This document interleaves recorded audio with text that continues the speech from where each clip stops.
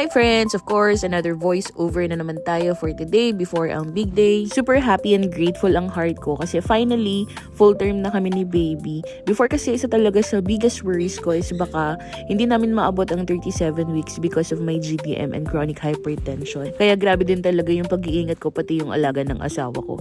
Iwas pagod, bantay sa food, bantay sa sugar, bantay sa BP, lahat na. Kaya ngayon, sobrang praise God, season talaga ito namin. So before nga ng big day, kailangan ko muna magpa-lab test which is yung CBC or complete blood count as requested by my OB. Importante kasi siya before CS kasi chinecheck nila if okay yung hemoglobin, platelets, and overall blood condition ko before surgery. Para sure na ready yung katawan ko and safe for operation. Dito nga pala ako nagpa-lab test sa High Precision at malapit lang siya sa Sacred Heart, Malolos. Tapos si ate nakasalubong ko siya kanina sa CR kaya tuwang-tuwa siya nung nakita niya ako.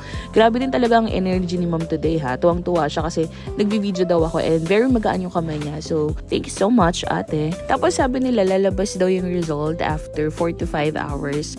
Pero me, after 2 hours lang, meron na sa online. Kaya gusto ko talaga sa High Precision kasi may app na now serving, tapos doon na rin lumalabas agad yung result. Ipiprint ko na lang, tipid na sa oras, tipid pa sa gas. And thankfully, okay naman ang result ko, maganda hemoglobin ko, and sabi ni Doc, meaning na-control ko naman daw yung sugar ko during pregnancy. So, thank you, Lord.